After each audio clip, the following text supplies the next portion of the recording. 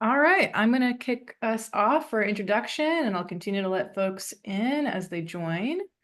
But hello, welcome. Thanks for joining us on this Monday afternoon for today's science seminar with the Midwest Climate Adaptation Science Center. My name is Jess Delfiaco. I am the communications manager for the Midwest CASC. I am based at the University of Minnesota.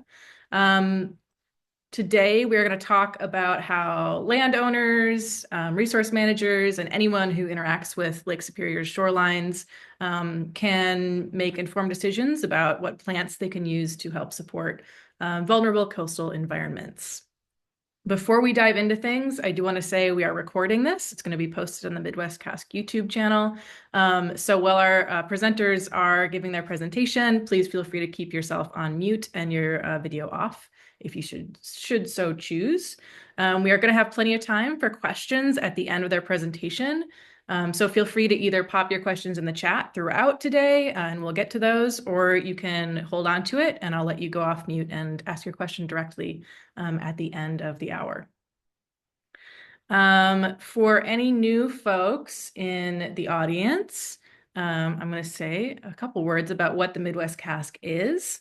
So the Midwest Climate Adaptation Science Center is a partnership between the U.S. Geological Survey and a group of institutions throughout our region, which you can see on this map here.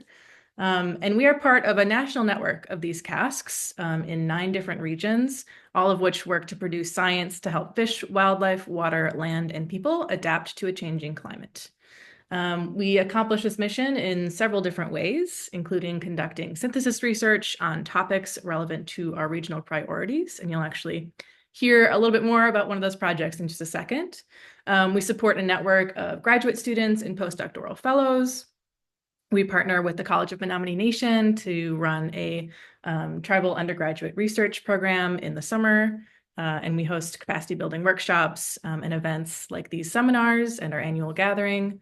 And lastly, of course, the USGS through the CASC funds climate adaptation research projects. So one more thing before we get started, I wanted to welcome a new member of the Midwest CASC community, Abu Kibria, who is a Midwest CASC postdoctoral researcher leading one of those synthesis projects I mentioned at Michigan State University. Kibra, looks like you are online. If you want to just say a couple words of hello. Hi, my name is Abu Kibria. I go by Kibria, so it's a different naming system in our country. So I'm an ecological economist by training. I use data science tools and techniques to analyze social, economic, and environmental data. So I'm primarily based in Michigan State University, and I'm working with Professor Ganawenindiwag. My project is in the critical knowledge gaps in climate change risk to wetlands and wetland ecosystem services in the Midwest. And we are looking for understanding the existing knowledge gaps and how we can improve that, bridge that gap between the stakeholders and the government agencies to implement. So it is primarily engaging the stakeholders and working with other research institutions as well. And happy to be here, and it is great to meeting you, some of you, and I'm looking forward to work in future for any collaboration. Hey, thanks, Kibria, and welcome again. We are excited to have you on board and part of the CASC community now. Yeah, thank you very much. Yeah. All right, time to introduce the stars of today's show. We've got Rob Kroll, who works with the Great Lakes Indian Fish and Wildlife Commission and is a member of the Midwest CASC Consortium Leadership Team, as well as Karina Heim, who works with the Lake Superior National Estuarine Research Reserve. I'm going to hand it over to them, I think, to do a little bit more introduction and dive into their presentation as soon as I can find the right button. There we go. All right, well, Karina's getting everything set up. She's faster than I thought. Bujuga Kinawea, Robin Dijinakaz, Gawini Ndemesine, Lenape Haking and Dunjaba, Anishinaabe Aki Endad, Chamokamanandao, Great Lakes Indian Fish and Wildlife Commission in Dinoki. My name is Rob Kroll. I'm the Climate Change Program Coordinator for the Great Lakes Indian Fish and Wildlife Commission. As Jess said, Gliffwick is a member of the CAS Consortium. I represent Gliffwick on the consortium leadership team. I'm originally from Southeast Pennsylvania, Lenape Haking, the land of the Lenape people. I live now in the land of the Anishinaabe. I work for Gliffwick. If you're not familiar with us, we're an intertribal natural resource agency. We work for 11 Ojibwe tribes in Michigan, Wisconsin, and Minnesota, all of whom signed treaties with the US government, giving up the greater portion of their land, but reserving rights to hunt, fish, and gather and maintain their lifeways on the lands that they were giving up.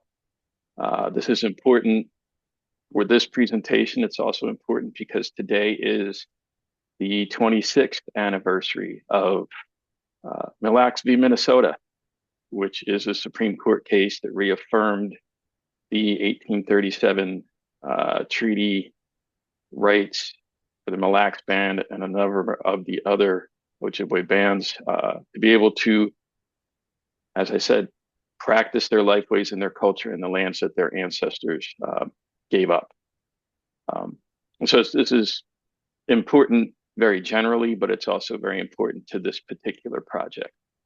Let Karina go ahead and introduce herself, and then we'll get into it. Thanks, Rob. Yes, hello everyone. Good afternoon. My name is Karina Heim, and I work at the Lake Superior National Estuarine Research Reserve. Just did a great job of pronouncing those difficult words.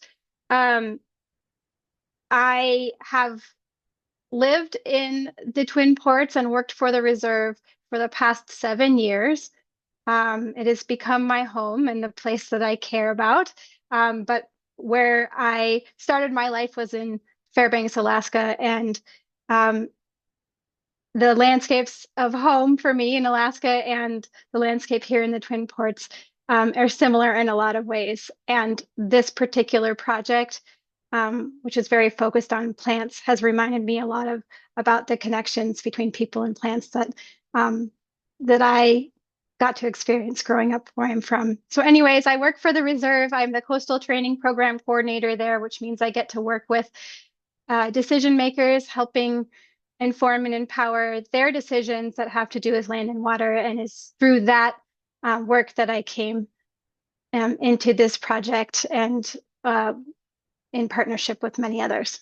So we were invited here today to share with you a new resource called Ganawenindiwag. And Ganawenindiwag means they take care of each other in Ojibwemowin. We will tell you a lot more about why it has that name in a little bit. But what we hope to do today is introduce you to this resource, this book that we developed with a very large team of folks. And the goal of this resource is to help people heal and protect vulnerable Gitchigami or Lake Superior shorelines. And the way that we hope that it does that is by helping people strengthen their relationships with plants. And as you can probably tell by the language, the mixed language in the title, this resource was developed using a blended knowledge approach, meaning that in the content that you find in here, we're weaving together ideas about ecology that come from Western science or institutional science, but embedded within this framing that strongly reflects Ojibwe culture of relationships with plant beings.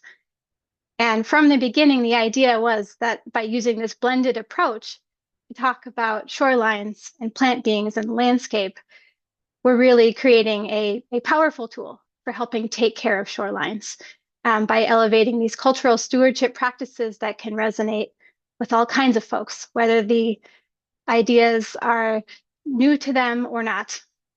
And so we want to share this resource with you today. We will talk about what's inside of it, but we will also spend a lot of time talking to you about the process by which it was developed, because that's equally important part of this story.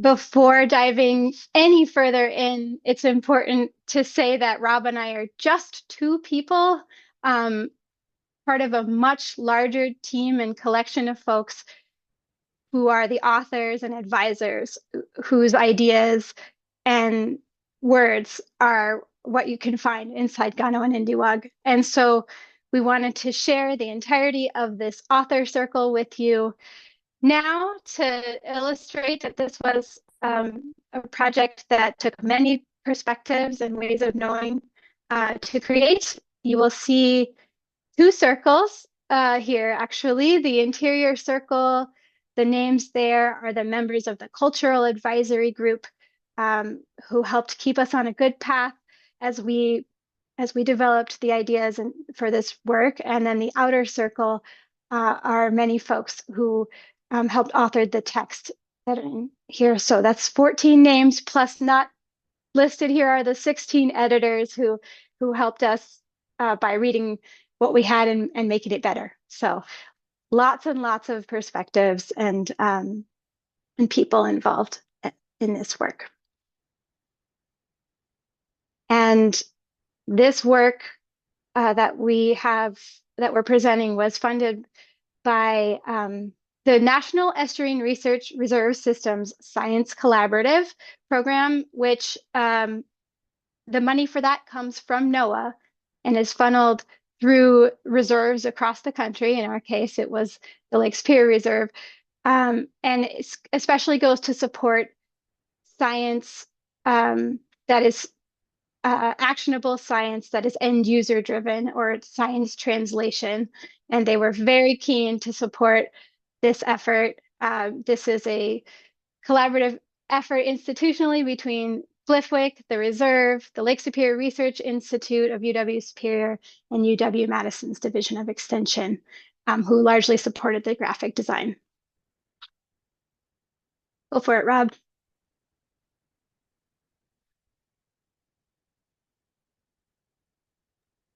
Sorry, I had to find the mute button. So as I talked about a little bit earlier, this is the area in which GLFWIC works. The dates are the dates of the individual treaties.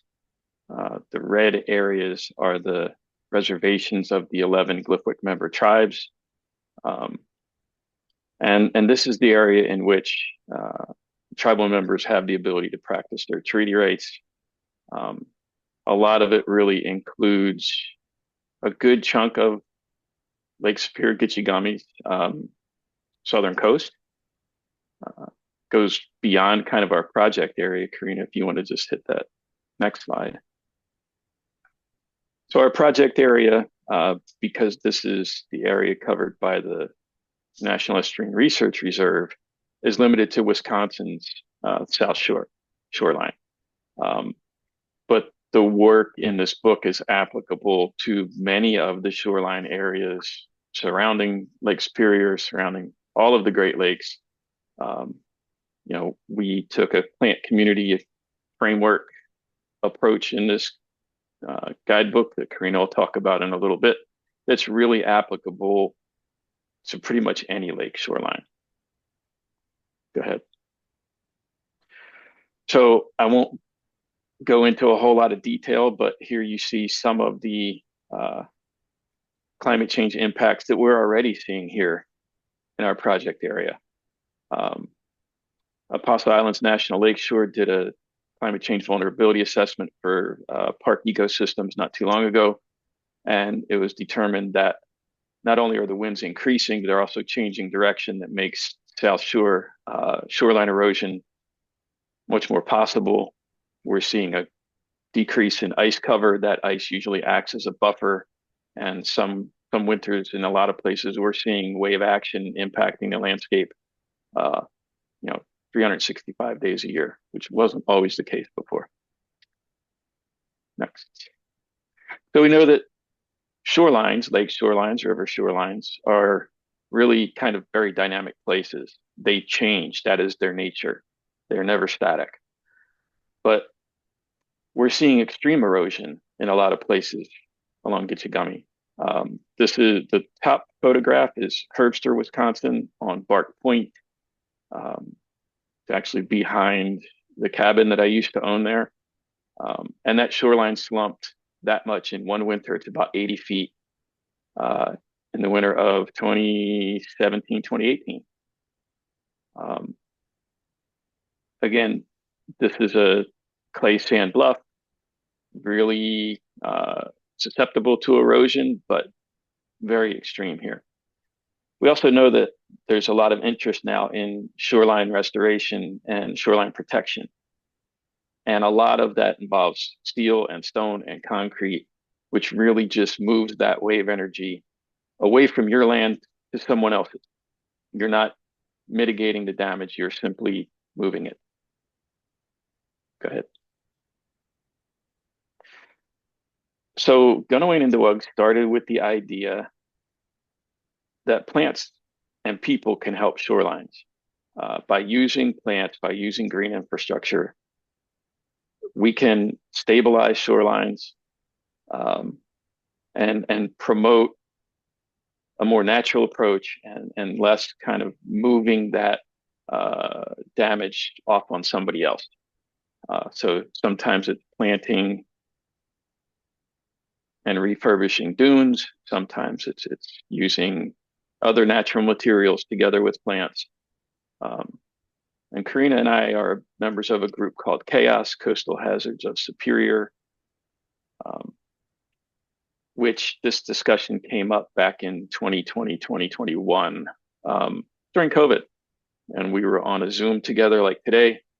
And we were both in the same breakout room talking about natural solutions to shoreline erosion. Go ahead and hit the next slide. And this question came up. What if there could be a tool that helps people grow plants along the coast and also affirming lifeways and treaty rights? And for whatever reason, that stuck in Karina's head, and she got hold of me not too long after and said, hey, the reserve system has an opportunity for funding. What if we created this tool? And so we said, okay, let's do it. Next slide. And when we started, we really didn't know where we were going to end up. A bunch of us met at Red Cliff at the casino outside because it was COVID. And the Red Cliff Environmental Department had done some restoration work and some native plantings. And we were sitting at a picnic table amongst the plants, thinking about how we could create this guidebook that would incorporate Western ecological and scientific knowledge about plants, and thinking about what kind of plants would help hold soil in place, and knowing that we also wanted to incorporate the knowledge of the place where we were, so Ojibwe knowledge about plants. And is that plant stories? Is that uses of the different kinds of plants?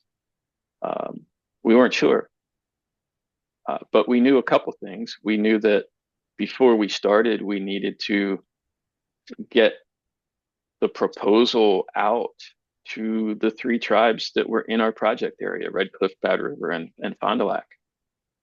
And because Karina was the pseudo fed in this case, since it was federal money coming via NOAA, it really fell on her to do that initial conversation. I don't want to call it consultation because there's specific legal definitions of consultation, but to hold the conversations with the tribes, and not just their natural resources department, but also the three tribal governments needed to be aware of this work, because we were going to ask for help from members of the three tribes. So next page. So Karina made 3 requests to go in front of the 3 tribal councils. Also met with the Natural Resources Departments and the 1854 Treaty Authority. 2 of the three tribes provided guidance to us, and that guidance was, you need a cultural advisory committee to help you in this work, to guide you along. People that they know that had the plant knowledge that could help us.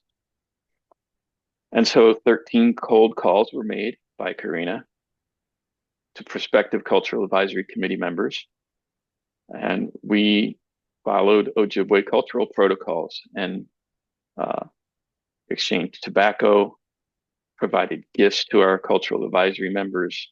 When we met, we always had food and a chance for visiting and conversation. Go ahead. And so we had 4 advisory meetings over a period of 2 years that it took to develop this work. Again, sharing food and visiting was as important as really getting down and doing the work, because these conversations were what really directed that work.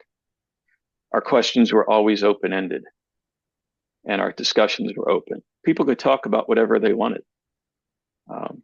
And out of our first advisory group meeting, we had our first kind of check.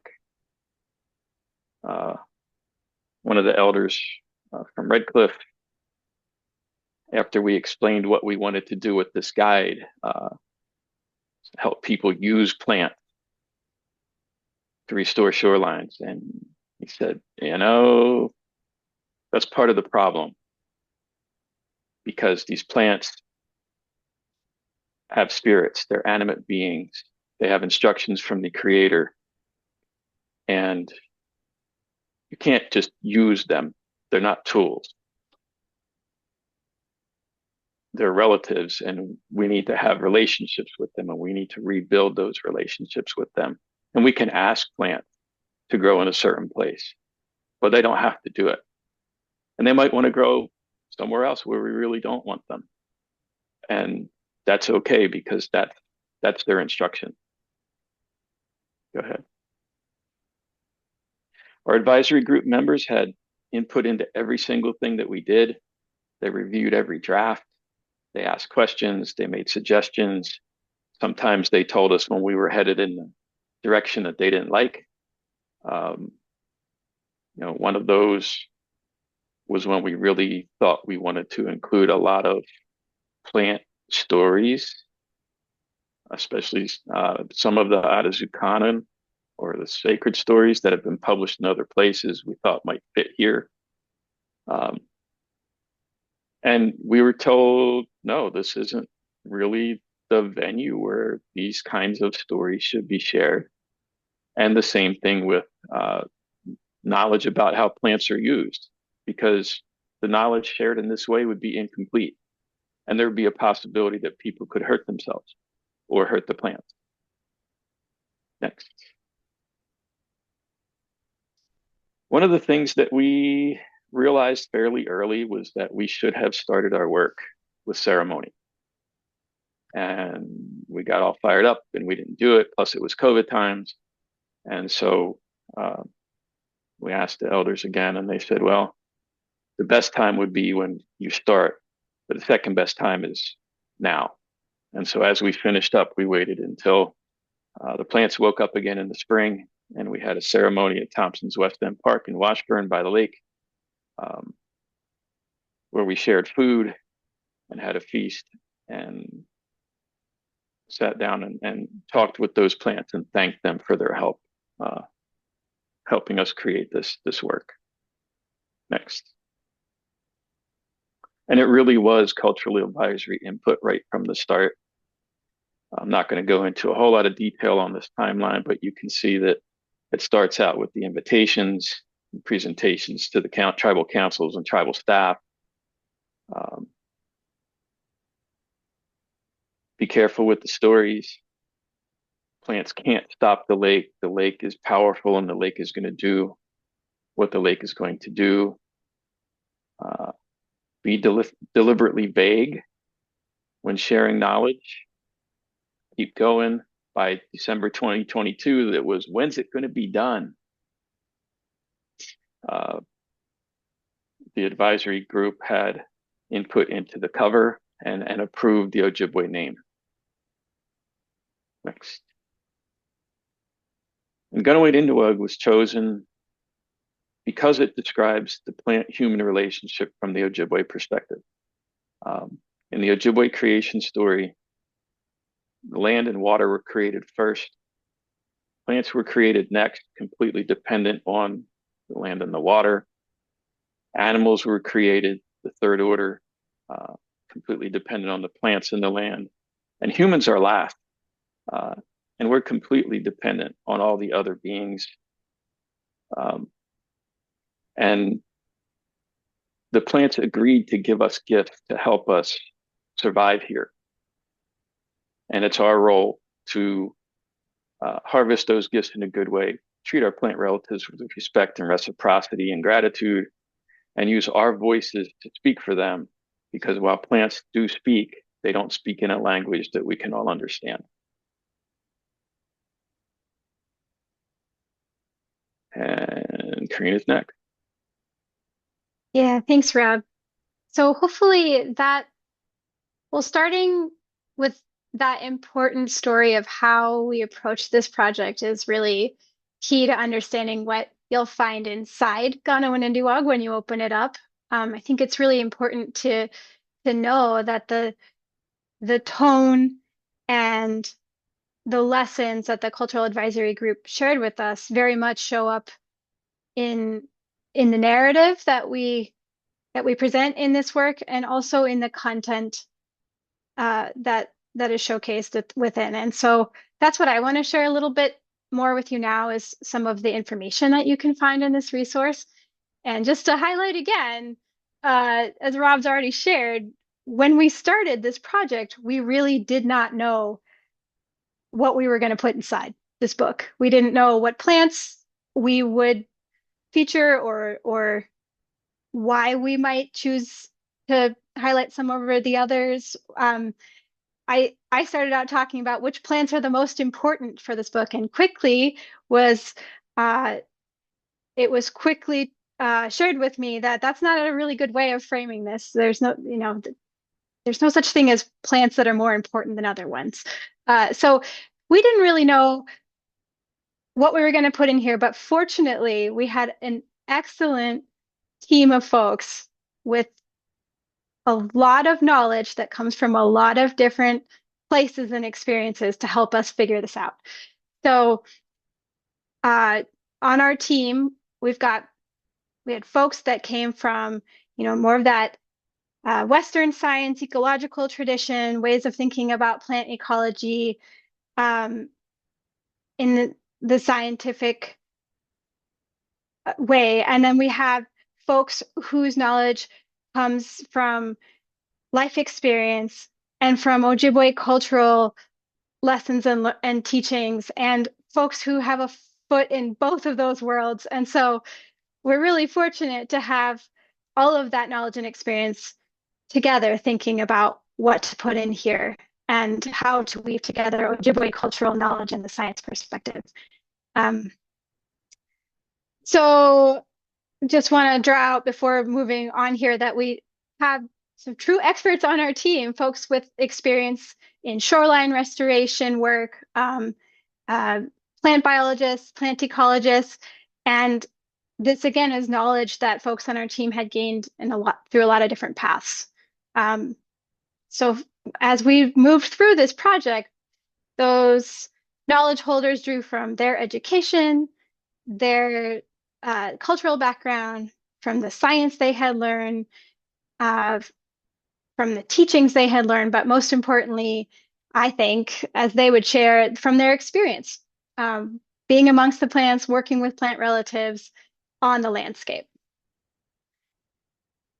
And so with their help, we were able to sort of crack that question of what plants to feature and why, as we considered all the plant communities on Wisconsin's Lake Superior shoreline. We went from an initial list of 200 plants down to the 97 that are featured in this guide. And one thing that was really, I think, really great in the way that this process unfolded is the way that our thinking of, or at least my thinking about what plants might be featured in this resource broadened from an initial sort of idea that it was the plants with the deep roots that needed to be featured here. Those are the ones that hold the shoreline together with their morphological features. Those should be the ones in here. And it is true that that is an important consideration. But what was great from this process was to broaden that thinking from inclusion of not only deep-rooted plants, but also plants that are crucial sources of food or provide habitat for other beings. Maybe these are plants that are particularly resilient to change, or plants that are particularly important to sustain cultural lifeways. So all of those different ways of thinking about the importance of plants came together to sort of draw forward this list of 97 plants that we end up profiling in the resource. Something else that I want to draw forward is that I think Rob's already shared that we use a plant community framework in the way we think about and talk about plants in this guide, which means that from the beginning, we were almost never thinking about plant beings in isolation, but rather in this context of the plant communities in which they are likely to be found on the shorelines of Lake Superior. So you can see here the 13 different plant communities that were drawn from in this resource. And one thing that we try to do is provide some description of the plant communities in the resource, their characteristics, and give folks a little bit of an understanding of what to look for and where they are if when they're considering plants to include in, for example, a shoreline restoration project. Give them clues about the plant communities where they are to help them think about the plant beings that may want to live there.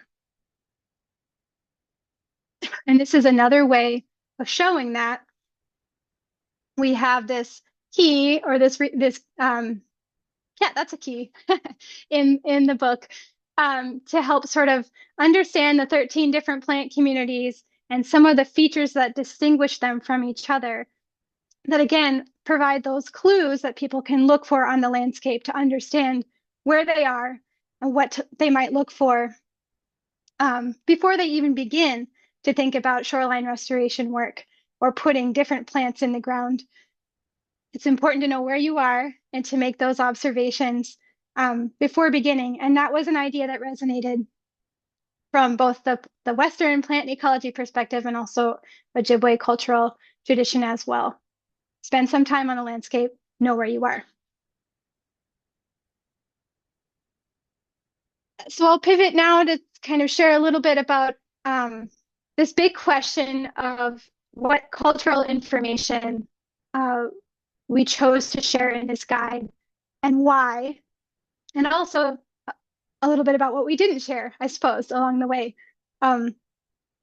Because we certainly wanted Ganawenindiwag to respectfully reflect Ojibwe cultural knowledge and relationships to plants.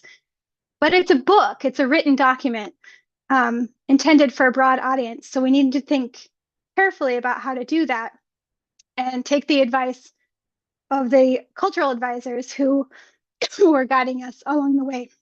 So like Rob shared earlier, there was an idea from the beginning that this might be a place to share Ojibwe plant stories, ones that had been published before, to help folks learn about plants and cultural relationships. But we got the advice that this was not the right venue for that to happen. This is, again, in that written document, if you're getting the teaching in that way, you might not be getting it in a complete way or in the right context. And there was that possibility that someone who learned a story in this way might do harm to themselves, might do harm to plants.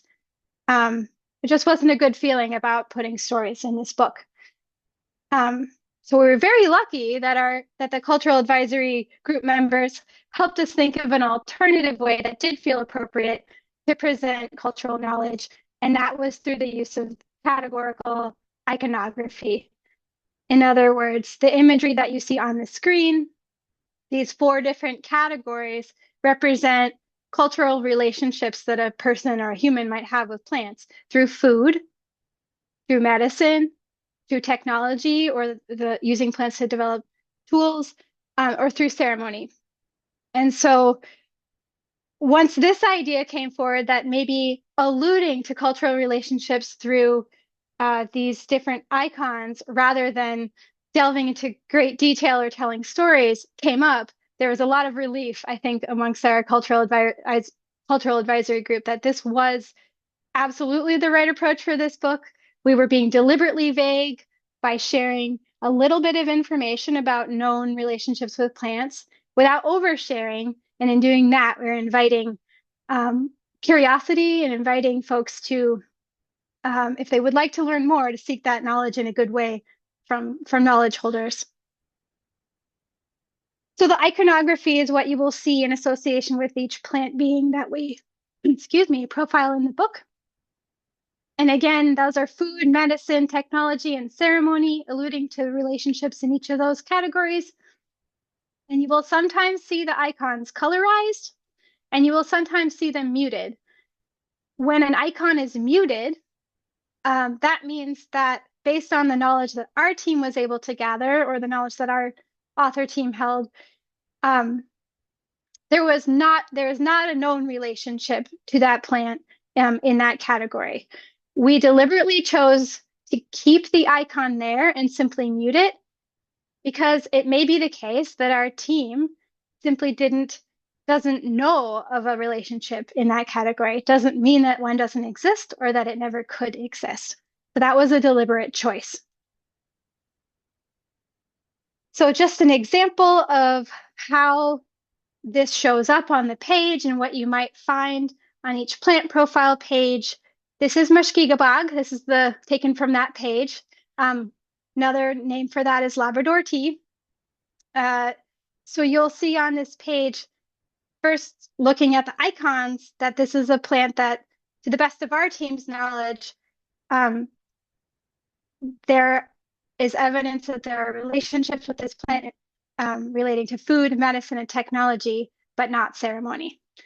And then you can also just get a sense of what the other information that we gather and share in here, including the plant communities in which this plant is likely to be found, and some of the other characteristics that you might consider when considering this plant for restoration work or trying to keep it on the landscape.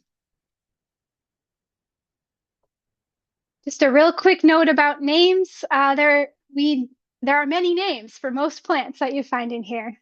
Always starting with the known Ojibwe names for plants, and then proceeding to English and the scientific name.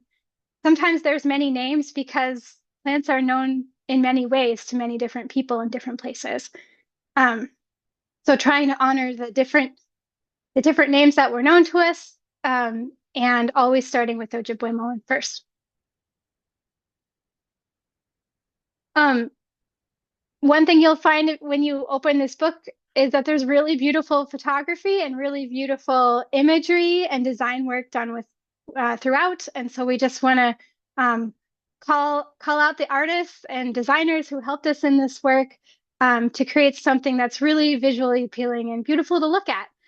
So the icons and the floral design that you see on the cover and throughout were designed by Anishinaabe artist Sarah Howes, who owns a company called Heartberry, who was really listened carefully to some of what we hope to see in the floral design and what the icons were supposed to represent, and developed these graphics that we use throughout the book, including different elements of the floral chain that are spread throughout and on each page of the book.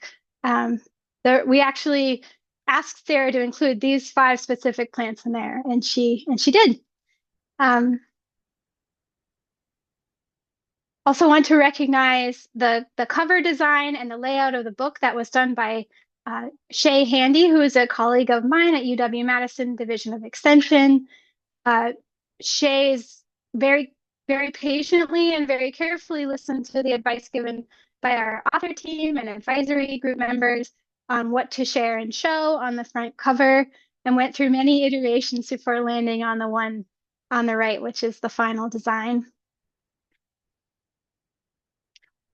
And then there's all the beautiful plant photos, which are original photos taken by one of our author team members. That's Marissa Lee on the left. Marissa is a plant enthusiast and knows a lot about plants and cares a lot about plants, and also has a really amazing way of capturing plants through photos. And so she was already supporting this work in an advisory capacity. And when we asked her if she might consider going out and collecting 97 plant photos for this work, she was actually quite happy to oblige. So those are, for the most part, the plant photos you see are all Marissa's.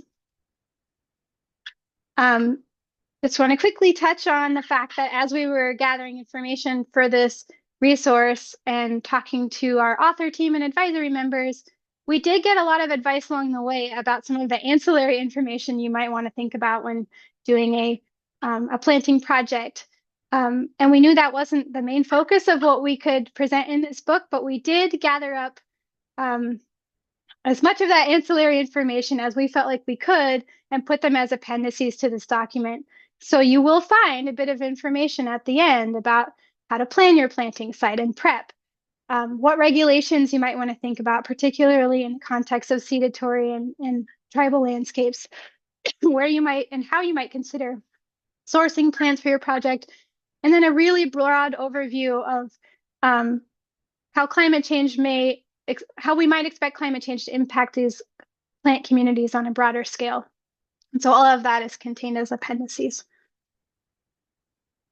So to sum it up, this is what you can find inside Ganawenindiwag. You can find and be introduced to 97 different plant beings. You can read a narrative that promotes Ojibwe land stewardship and become acquainted with plant communities in which you might find these plants. You will find some guidance if you're actually thinking about doing a planting project, and you'll see a lot of beautiful artwork and imagery along the way. So just a reframe, at least one that I want to draw out as a way of sort of capping things off here. When we started this project, we were asking the questions more along the lines of, what can plants do for us? How can we use plants? And by the end of this project, we reframe that into, what can plants and humans do for each other? And for a little bit about how this guide is being used, since it's been published and out there for over a year, I'm going to kick it over to Rob. So we released Ganawenindiwag in the fall of 2023. And in the spring of 2024, I had a call from a colleague that works for the U.S. Fish and Wildlife Service that said one of her colleagues actually used it to help source plants for a dune restoration project at Sam Myers Park on Lake Michigan. So the first known use of this guide wasn't even in Lake Superior. And so I contacted the person that did the work, and I said, so what brought you to Ganawenindiwag? And I was hoping to hear, it was the cultural uses and the imagery and the Ojibwe stories. And she said, it's a really great resource for knowing what plants will hold the sand in place. So I thought that was kind of ironic. But since then, we've been working with Wisconsin DNR at the Michelle Wheeler Wetlands project near Port Wing. Karina's been part of the Wisconsin Point project there at the bottom with Fond du Lac. And then there's a project just kicking off here in Ashland where we're going to hopefully remove about 13 acres of non-local cattails and other non-local beings like purple loosestrife and restore that area in the slough, hopefully to harvestable wild rice and other native plants if it's the right place for the rice to grow. I'm aware of at least one and possibly two ecological restoration consultants here in the Ashland area that are using Ganawenindiwag every day as a resource for helping plan projects. So it really is taking off. I have a list on the whiteboard in my office of all of the different presentations that we're doing, and I think we're up to like 8 for 2025 already. So lots of interest, and really just appreciate the fact that this work is attracting people from many different backgrounds and introducing them to different perspective on plants. Next. With that, we would like to say miigwech, Bizendawieg. Thank you for listening to us. The QR code will get you to Ganawenindiwag, and Glyphwick has a fancy new website. So if you want to visit us and take a look at our completely updated website that brings us into the 21st century finally, love to have you come see us. Language. Hey, Karina and Rob, thanks so much for a great presentation. And it's so exciting to hear that you're already seeing seeing the impact out in the world of this project. It's now, I'm going to open the floor to questions. Feel free to pop questions into the chat and I'll try to raise those to our speakers. You can also just raise your hand and go off mute if you'd like to ask your question directly. And I'm comfortable in silence, so I will wait you out for someone to pop a question out.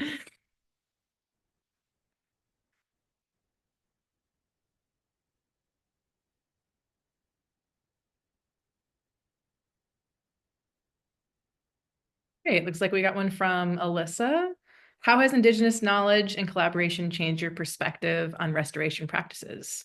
And have you seen this new knowledge changing any local policies as you kind of watch the impact grow?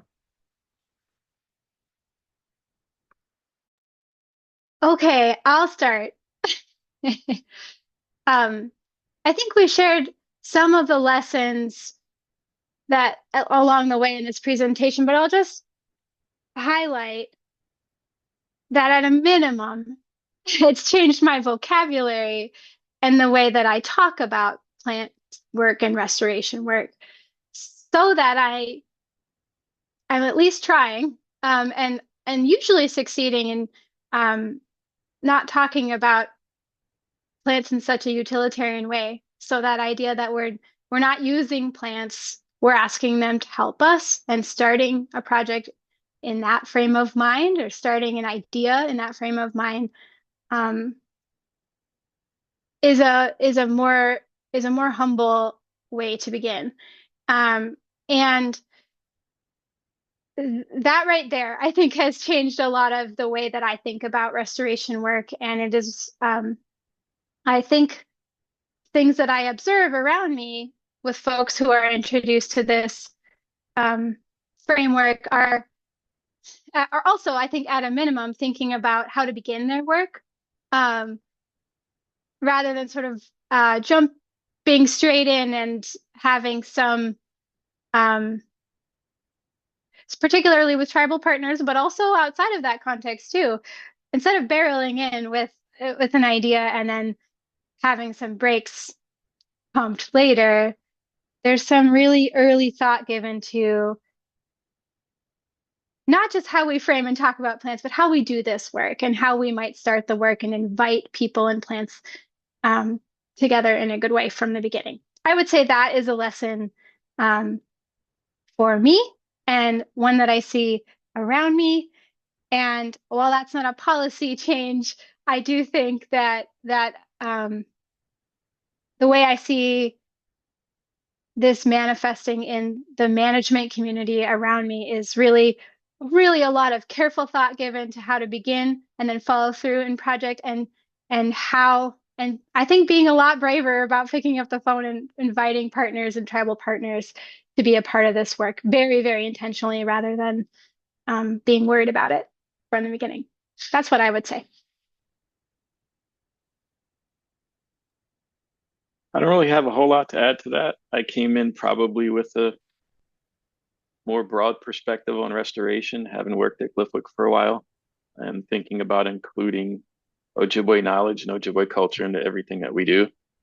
But what I agree with Karina about is that we've been preaching for a long time now that you need to bring, if you have a project that you think is going to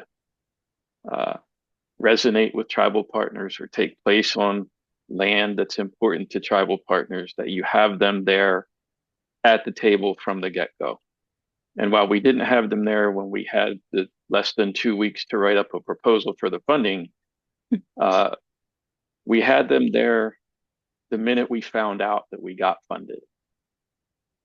And that really kind of goes into the next question that I saw from Sadie, which was, tell us more about how you went about putting the advisory group together. Mm. And that came out of the meetings with the tribal councils and the tribal staff, because they were able to suggest people in their community that they knew had the knowledge that we needed. And so with that, armed with that list of names, Karina was able to do the outreach, and I have to give her props because she did it. She had never done this kind of stuff before. So she had us kind of backing her up, but she was the one that did the outreach, and it was very appropriate because she was the lead on the project. And just to take away any, oh, sorry, Rob. Nope, I'm done. Go ahead. Well, I want to take any mystique away. Well, some of the mystique away too, because like when you boil it down, I picked up the phone and I talked to some people, and then I offered tobacco to them when we met. And I followed the advice of my colleagues at Glyphwick who know what they're doing and what they're talking about. And like sometimes my heart was pounding a lot, but I did it. And I just wanted to take like the mystique or the magic away a little bit, because in the end, I was listening to my colleagues and introducing myself and asking for something in an appropriate way. So anyone can probably do that. Another question in the chat.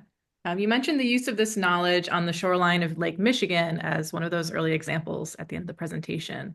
What is the tribal perspective on how appropriate the use of this guide is across the other Great Lakes? I don't know that there's been any direct discussion about that. So our author team and cultural advisory team last year won a Climate Adaptation Leadership Award for this work.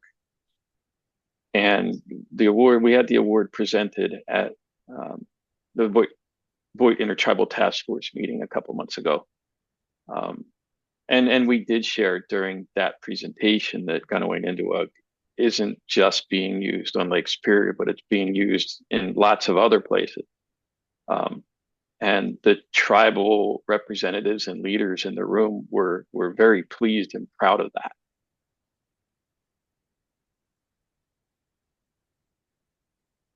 Yeah, I don't have anything to add. Thanks.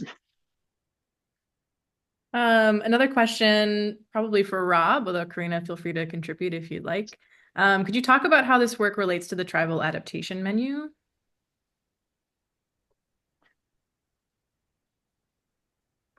So the biggest kind of takeaway from this question is that the tribal adaptation menu, the overall goals are for tribes and their non-tribal partners to use tribal knowledge and tribal culture and tribal perspective in a way that makes climate adaptation more understandable and more palatable in tribal communities, but also in a way that empowers all of us